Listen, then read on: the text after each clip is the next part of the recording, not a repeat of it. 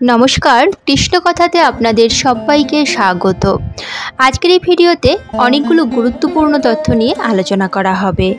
2025 রাধা অষ্টমীর পূর্ণাঙ্গ সময়সূচি, এদিন কোন 5টি সবজি খেতে নেই, শ্রীকৃষ্ণ রাধার প্রণাম মন্ত্র, এদিন কোন 5টি কর্ম নিষিদ্ধ, রাধা অষ্টমী পালনের নিয়ম এবং রাধারানীর প্রিয় ফল, ফুল ও ভোগ সব কিছুই বিস্তারিত আলোচনা করা হবে আজকের এই ভিডিওতে। শুধু অনুরোধ করব ভিডিওটি মনোযোগ দিয়ে শেষ পর্যন্ত দেখার। চলুন তাহলে দেরি না করে শুরু করা যাক আজকের এই ভিডিও। ভাদ্র মাসের শুক্লাষ্টমী তিথি অর্থাৎ শ্রীকৃষ্ণের জন্মের পরবর্তী অষ্টমী তিথি হল ভগবান শ্রীকৃষ্ণের সঙ্গিনী শ্রী রাধার পবিত্র জন্মতিথি। এই তিথি রাধা অষ্টমী নামে পরিচিত। বর্ষনা হল শ্রী রাধার জন্মস্থান। এই পবিত্র তিথিতে রাজা বৃষভানু এবং তার স্ত্রী কীর্তিদার কোলে এসেছিলেন শ্রী রাধা। পবিত্র রাধা অষ্টমী পালন করলে সমস্ত মনোবাসনা পূর্ণ হয়। শ্রী রাধিকার জন্মাষ্টমী পালন করা হবে 2025 আগামী 31শে আগস্ট 14ই ভাদ্র রবিবার।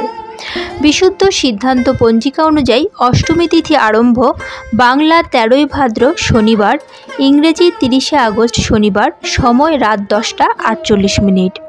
অষ্টমী তিথি শেষ বাংলা 14ই ভাদ্র রবিবার, ইংরেজি 31শে আগস্ট রবিবার, সময় রাত 12টা 58 মিনিটে।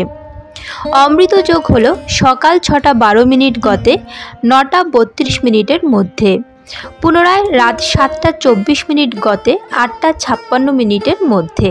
মাহেন্দ্র যোগ হল ভোর 6টা 12 মিনিটের মধ্যে, পুনরায় 12টা 51 মিনিট গতে 1টা 42 মিনিটের মধ্যে, পুনরায় রাত 6টা 32 মিনিট গতে 7টা 24 মিনিটের মধ্যে, পুনরায় 11টা 59 মিনিট গতে 3টে 4 মিনিটের মধ্যে। শ্রী শ্রী রাধারানীর শুভ আবির্ভাব তিথি হলো এটি। এবার জেনে নেওয়া যাক রাধারানীর প্রিয় ফুল, ফল ও ভোগ। রাধারানীর পুজোয় বিশেষ করে ভক্তরা তার প্রিয় ফুল, ফল ও ভোগ নিবেদন করেন। শাস্ত্র ও পুরাণে উল্লেখ রয়েছে রাধারানীর প্রিয় উপাদানগুলোর আলাদা মাহাত্ম্য আছে। রাধারানীর প্রিয় ফুল গোলাপ ফুল, প্রেম ও ভক্তির প্রতীক। গোলক চাপা বা গন্ধরাজ ফুল রাধারানীর পুজোয় অপরিহার্য। কৃষ্ণচূড়া ফুল কৃষ্ণ ভক্তির সঙ্গে সম্পর্কিত। জুঁই ও বেল ফুল স্নিগ্ধতা ও সৌরভের জন্য। পদ্ম ফুল পবিত্রতা ও ভক্তির প্রতীক। রাধারানীর প্রিয় ফল আঙুর মাধুর্যের প্রতীক। বেদানা শুদ্ধতা ও শক্তির প্রতীক। কলা প্রতিটি পুজোয় অপরিহার্য, রাধারানীর প্রিয়। আম বিশেষত গ্রীষ্মকালে নিবেদনযোগ্য। জলফল বা নাশপাতি ইত্যাদি ভক্তরা সাধারণত মৌসুমী ফল নিবেদন করেন। রাধারানীর প্রিয় ভোগ বা খাবার মাখন ও মিষ্টি। শ্রীকৃষ্ণ যেমন মাখন প্রেমী, রাধারানীও ভোগে মাখন খুব পছন্দ করেন। ক্ষীর বা পায়েস রাধাষ্টমীর ভোগে এটি বিশেষ স্থান পায়। লাড্ডু, মিষ্টি, সন্দেশ রাধারানীর আরাধনায় অবশ্যই নিবেদন করা হয়। দুধ ও দুগ্ধজাত খাবার শাস্ত্রে বলা আছে দুধ দধি নিবেদন করলে রাধারানী অত্যন্ত তুষ্ট হন। পানপাতা ভক্তরা বিশেষ ভোগ হিসেবে নিবেদন করেন। শাস্ত্রে আরও বলা আছে রাধারানীর কাছে লাল বা গোলাপি রঙের ফুল নিবেদন বিশেষ ফলদায়ক। আর ভোগ নিবেদনের সময় মনে রাখতে হবে সততা, শুদ্ধতা ও ভক্তি ছাড়া কিছুই গ্রহণ করেন না আমাদের রাধারানী। এবার চলুন জেনে নেওয়া যাক এই দিন কোন 5টি কাজ একেবারেই নিষিদ্ধ। প্রতি বছর ভাদ্র মাসের শুক্ল অষ্টমীতে পালিত হয় রাধা অষ্টমী ব্রত। ভক্তিমূলক এক মহোৎসব।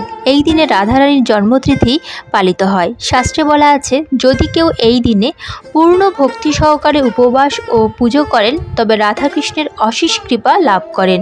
তবে মনে রাখবেন এই দিনে কিছু কাজ একেবারেই নিষিদ্ধ।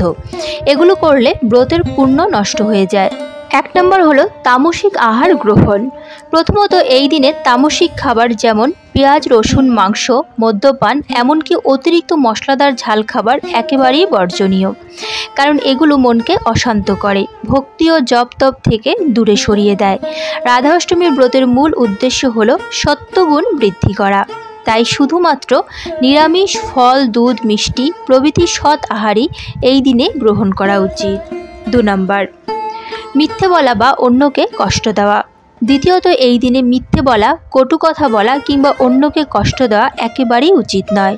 রাধা মানে প্রেম, ভক্তি ও করুণা। তাই রাধারানীর আবির্ভাব দিনে যদি আমরা অন্যকে আঘাত করি তবে তার মহিমা উপলব্ধি করা সম্ভব নয়। এই দিনটি কাটাতে হবে প্রেম, দয়া ও নম্রতায়। 3 নম্বর হলো অহংকার ও ক্রোধ। তৃতীয়ত, অহংকার, হিংসা ও ক্রোধ থেকে দূরে থাকতে হবে। শাস্ত্রে বলা আছে, যেখানে অহংকার সেখানে ভক্তি স্থাপন হয় না। রাধার ভক্তি হলো ভক্তের সম্পূর্ণ আত্মসমর্পণ। তাই এই দিনে আমাদের উচিত অহংকার ভুলে ভক্তি ভরে নাম জপ করা। 4 নম্বর হলো সাদা বস্ত্র দান থেকে বিরত থাকা। চতুর্থত, অনেকে এই দিনে দান করেন, কিন্তু মনে রাখবেন এই দিনে সাদা বস্ত্র দান করবেন না। এর পরিবর্তে লাল, হলুদ বা সবুজ রঙের বস্ত্রই শ্রেয়। এগুলো রাধার প্রিয় রং এবং শুভ ফল প্রদান করে। 5 নম্বর হলো ব্রতভঙ্গ বা অলসতা। সবশেষে সবচেয়ে বড় ভুল হলো ব্রত পালন না করা বা মাঝপথে অলসতার কারণে ভঙ্গ করে দেওয়া। যদি শরীর অসুস্থ হয় তবে ফলফলাদি গ্রহণ করেও ব্রত পালন করা যায়, কিন্তু একেবারেই না করে ফেলা বা অর্ধেক ছেড়ে দেওয়া উচিত নয়। কারণ শাস্ত্রে বলা হয়েছে, অর্ধেক ভক্তি কখনো ফল দেয় না। তাই যতটুকু সম্ভব নিয়ম মেনে ভক্তি ভরে ব্রত পালন করুন। এই ছিল রাধা অষ্টমীতে 5টি নিষিদ্ধ কাজ। মনে রাখবেন এই দিনটি হলো আত্মার পরিশুদ্ধির দিন। তাই ভক্তি, নামজপ ও সেবা ভাব নিয়ে কাটান এই শুভ তিথি। এবার চলুন জেনে নিন রাধা অষ্টমীর দিন কোন 5টি সবজি খাবেন না। ভুল করেও রাধা অষ্টমীর দিন কোন 5টি সবজি খেতে নেই, নইলে আপনার ব্রতের ফল কমে যেতে পারে। কি কি সেই সবজি আর কেন এগুলো খাওয়া উচিত নয়, চলুন বিস্তারিত জেনে নেওয়া যাক। 1 নম্বর হলো কচু। শ্রীরাধার প্রিয় ভোগের মধ্যে একটি হলো কচু। শাস্ত্রে বলা হয়েছে, এই দিনে কচু দিয়ে ভোগ নিবেদন করলেও সেই প্রসাদ গ্রহণ করতে পারবেন না। 2 নম্বর হলো পেঁয়াজ ও রসুন। এগুলো তামসিক খাদ্য। রাধার ব্রতে তামসিক খাবার একেবারেই নিষিদ্ধ। এগুলো খেলে ভক্তি ও পবিত্রতার শক্তি কমে যায়। 3 নম্বর হলো সিম ও বেগুন। এই জাতীয় সবজি শাস্ত্রে অশুদ্ধ বলে ধরা হয়। বিশেষ করে রাধা অষ্টমীর দিনে এগুলো ভোগে বা আহারে ব্যবহার করা একেবারেই উচিত নয়। 4 নম্বর হলো লাউ। অনেকের কাছে লাউ শুদ্ধ সবজি হলেও রাধা অষ্টমীতে লাউ খাওয়া নিষিদ্ধ। শাস্ত্রে বলা হয়েছে এটি ভক্তির শক্তি কমিয়ে দেয়। 5 নম্বর হলো মূলো। মূলোকে তামসিক বলে ধরা হয়, তাই ব্রতের দিন মূলো এড়িয়ে চলাই উচিত। রাধার প্রিয় ফল যেমন দই, মাখন, দুধ, আঙুর, কলা, পেয়ারা, মিষ্টি ইত্যাদি ভোগে রাখতে হবে। এছাড়া গঙ্গাজল, মিষ্টান্ন বা পায়েস, মাখন, চিনি দিয়ে ভোগ নিবেদন করলে রাধারানীর কৃপা অশেষভাবে পাওয়া যায়। উপবাস ভঙ্গ বা পারণ। পরদিন নবমী তিথিতে ভোরে স্নান করে রাধাকৃষ্ণের পুজো দিয়ে তারপর ব্রত পালন করতে হয়। সাধারণত ভোগ প্রসাদ ভাগ করে নেওয়ার মাধ্যমে উপবাস ভঙ্গ হয়। ভুলেও যেন এই সবজিগুলো রাধা অষ্টমীর দিন খাবেন না। ভক্তি আর নিয়ম মেনে পালন করলে রাধারানীর অশেষ আশীর্বাদ পাবেন এবং ভাগ্য সুপ্রসন্ন হবে। এবার আমরা জেনে নেব কিভাবে পালন করবেন এই পবিত্র ব্রত এবং শ্রী রাধা এবং শ্রীকৃষ্ণের প্রণাম মন্ত্র। পালন পদ্ধতি। 1 নম্বর হলো প্রভাতে স্নান ও সংকল্প।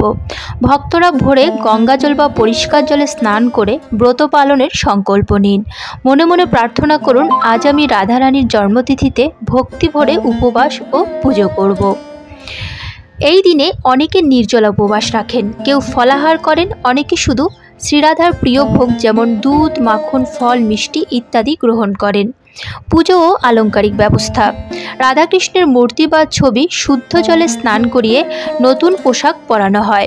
রাধারানীর প্রিয় ফুল গোলাপ, গাঁদা, অপরাজিতা, পদ্ম অর্পণ করতে হবে। প্রিয় ফল যেমন আঙুর, আম, নাশপাতি ইত্যাদি ফল নিবেদন করতে হয়। মিষ্টি, মাখন, দুধ, মিষ্টি দই ভোগ হিসেবে দেওয়া হয়।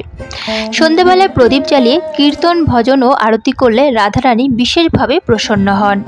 দানে ফল বহুগুণ। এই দিনে দান করলে তা বহুগুণে বৃদ্ধি পেয়ে ভক্তের জীবনে সুখ সমৃদ্ধি আনে। শ্রীরাধার প্রণাম মন্ত্র। তপ্ত কাঞ্চন গৌরাঙ্গী রাধে বৃন্দা বনেশ্বরী বৃষভানুসুতে দেবী প্রণমামি হরিপ্রিয়ে। স্বর্ণের মতো আভা বিশিষ্ট বৃন্দাবনের অধিষ্ঠাত্রী বৃষভানুর কন্যা শ্রীহরির প্রিয়তমা সেই দেবী রাধারানীকে আমি প্রণাম জানাই। শ্রীকৃষ্ণের প্রণাম মন্ত্র। কৃষ্ণায় বাসুদেবায় দৈবকী নন্দনায় চ অশেষ ক্লেশনাশায় গোবিন্দায় নমো নমঃ।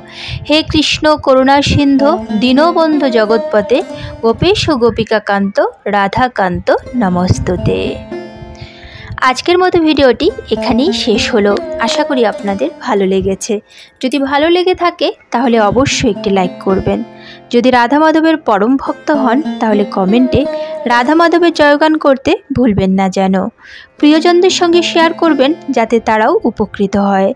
এ ধরনের বিভিন্ন ধর্মীয় ভিডিও পেতে এবং নিয়মিত গীতাপাঠ শুনতে চ্যানেলটিকে অবশ্যই সাবস্ক্রাইব করবেন। আজ তাহলে এ পর্যন্তই। দেখা হচ্ছে পরবর্তী ভিডিওতে। ভালো থাকবেন, সুস্থ থাকবেন। জয় শ্রীকৃষ্ণ। রাধে রাধে।